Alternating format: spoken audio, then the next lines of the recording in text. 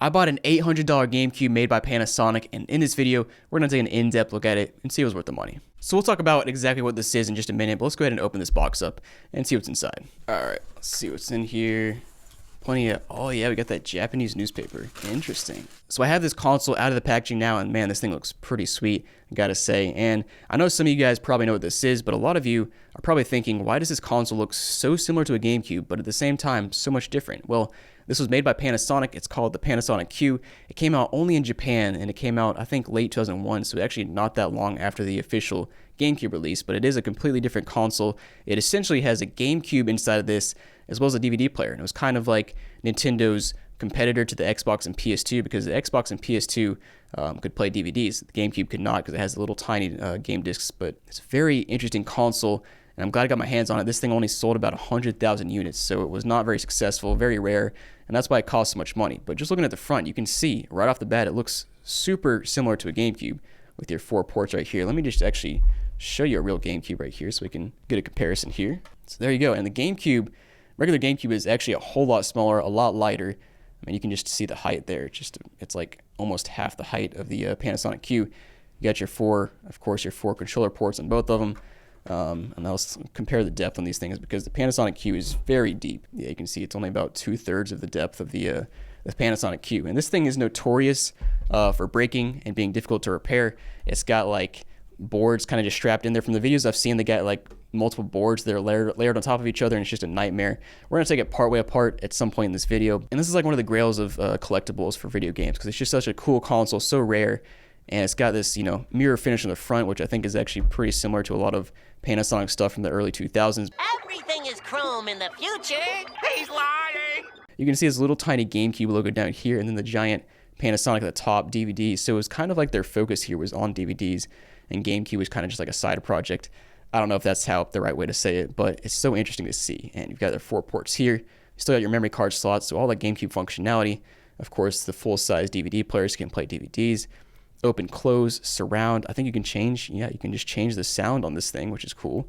Bass plus, pretty self-explanatory. Game, I'm assuming that's to change from DVD to game. Get game reset, just like the reset button on the GameCube. Cinema, I guess that just changes the sound profile. Dialogue enhancer, pretty self-explanatory.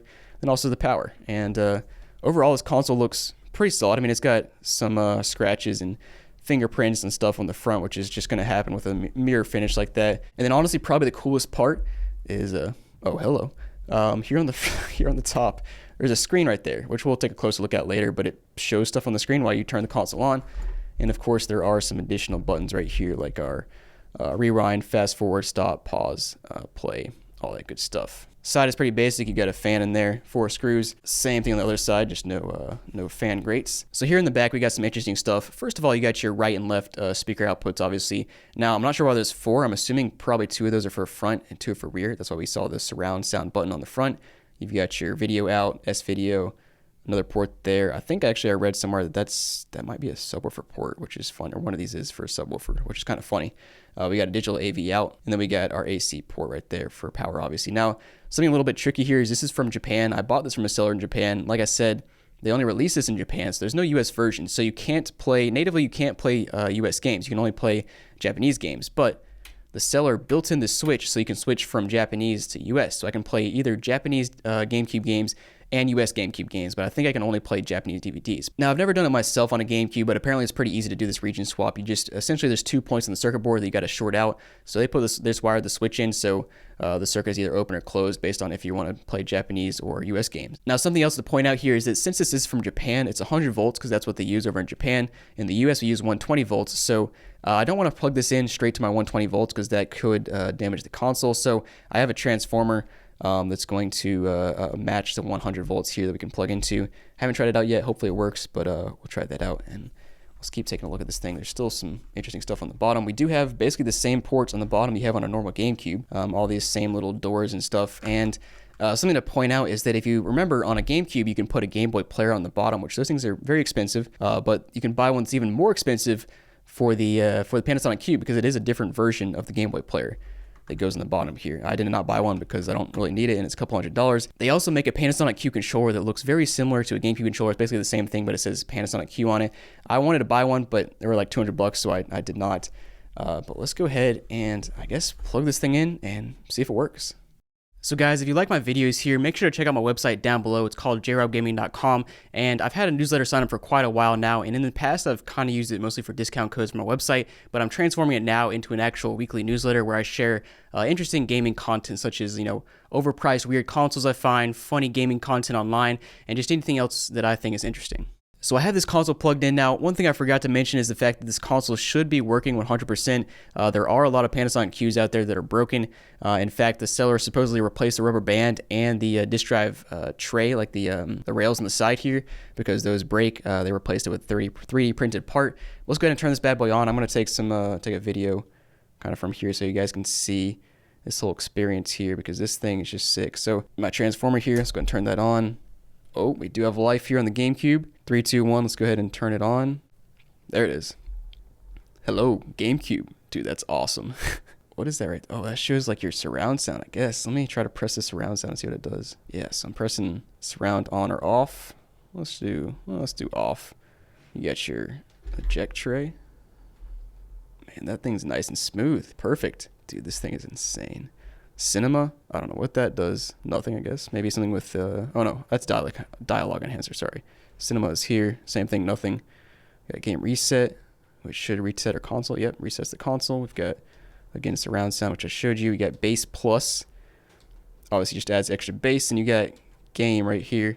That's not doing anything. Man, that's so cool. Oh, I forgot to show you guys the best part. These things light up blue. Let me just turn this off and show you again. When you turn this on, they light up blue. That's honestly the coolest part. You got the mirror finish here with the blue controller ports. So sick. Such a cool console. Of course, I paid for it too. That thing was not cheap. But let's go ahead and play around with this some. But it looks just like a GameCube, normal GameCube. It's actually in English right now. Maybe that's because I have the region switch on. Let me try that. So turn it off. Oh, I didn't even show you guys. It says goodbye here when I turn it off. That's awesome. You flip this switch here on the back.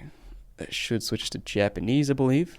GameCube boot up. Yep, so now we're in Japanese. That's awesome. All right, so we're on the Japanese menu. Let's go ahead and just try out a game. So I have Mario Party 5, which, by the way, Japanese games are, for the GameCube or Nintendo in general, are significantly cheaper than US games. There it is. It is loading up. Press start. Bang. Yes. All right. But yeah, Panasonic game. Man, I'm shifting. It's not even a Nintendo game anymore. It's a Panasonic game. But the Japanese Nintendo GameCube Panasonic game is working. Let's go ahead and, I thought I turned it off. I want to eject that, and then we'll, of course, try out a US game. So if we flip this switch again, turn this bad boy on, we should be able to turn on or put in NBA Live. Yeah, it's clearly working. Now I want to try this game. This memory card seems to not be working. Let me reset this real quick and let's play around with that. Never mind, the memory card is working. I just selected the wrong thing. But yeah, this thing is sweet. So far the US and Japanese games both work. Now let's try out the DVD functionality. So it shouldn't matter what the switch is on the back for the DVD, because the switch is just wired up to the GameCube, and the GameCube is basically completely separate. There's like basically a GameCube in here and also a DVD player in here, and just housed in the same thing. I got this Japanese DVD. I'm not sure if I need to like change the mode here or if it'll just do it automatically. Oh, you know what? Completely forgot we have these buttons on up top. I bet if I press play, there you go. All right, I press play. It turns the GameCube off. It turns on the DVD player, and we can feel you can feel this whole thing vibrating from trying to play the DVD. Let me just show you what it looks like here. So it says no play. Not sure what's going on there, but basically what I did, let me see. If I press game, yeah, press game, switches to GameCube, press play, switches to DVD, CD, turns off the GameCube and starts reading. And it's trying to read, but yeah, I'm not sure what that means. Let me look it up real quick.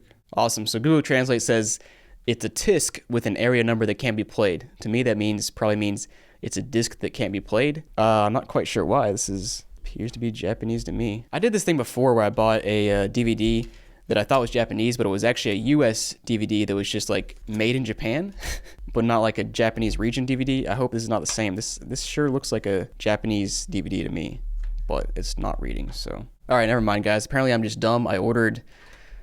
You can see here it says NTSC, so it's a Region 1 DVD, which is for America, Canada.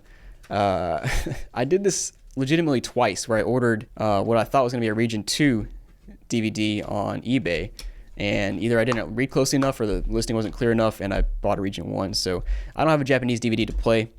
Not the end of the world. I don't care too much about the DVD functionality. It is cool that it's a DVD functionality, but honestly, the GameCube functionality is the coolest part. Let's go ahead and turn this thing off. I want to take it apart slightly. I'm not going to take it apart too much. I've watched videos of people taking this apart, and it looks like an absolute nightmare. So we'll probably take off the side panels and look inside a little bit, and that's probably about as far as we'll go. All right, I had to take a little break for a goldfish snack, but let's go ahead and open this console up. I don't know how far I'm going to go. Obviously, you see 4 screws here. We're going to start just taking the side panel off and take a look at it. Like I said earlier, this thing is notorious for being extremely difficult to work on, so I really don't want to go too far into this thing and risk destroying anything on this $800 console. So let's just take the sides off first. Oh, there's more screws on this side that have to come off as well. All right, got those 2 screws off, and yeah, in case you didn't notice earlier, there are a ton of screws just on the back piece here. So let's see if this piece slides out now, maybe, or lifts up. Oh, it just lifts up. Got the side panel off, and this thing looks super clean at first glance, which is no surprise. I bought this from Japan, and it seems like everybody in Japan just takes great care of their consoles, and I guess other things as well, which is kind of amazing considering that in the US you got tons of consoles, as you've seen on my channel, that are just filthy. But yeah, you can actually see. So like I said, it's like a layered system, and the interesting part is here at the top you've got your disk drive, and you can kind of tell that piece right there is 3D printed. So that's one of the rails that apparently break pretty easily. So the seller supposedly 3D printed these rails, put new ones on, and you can kind of see the ridges there. It's definitely a 3D print, but definitely pretty cool right there. You've got obviously your fan on the side here. You've got this board right here, which seems to tie into the top, and then the front, I believe, as well. Now, honestly, I'm probably not going to go any further than this, but you can see there's your power board down there. I believe the little metal casing right there is the GameCube, because I can see some wires tying up to the front where you got your ports there. And yeah, it's a pretty amazing, I don't know if I want to say feat, but just it's just so cool that Panasonic put a GameCube together with a DVD player inside.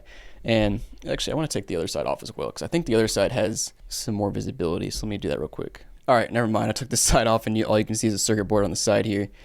So my guess is that this circuit board, wow, it's amazing how many solder points you see there. My guess is that this board right here ties everything together. Obviously, you got to tie together your DVD drive, your GameCube, your DVD, like actual internal functionalities, and your ports in the back, ports in the front.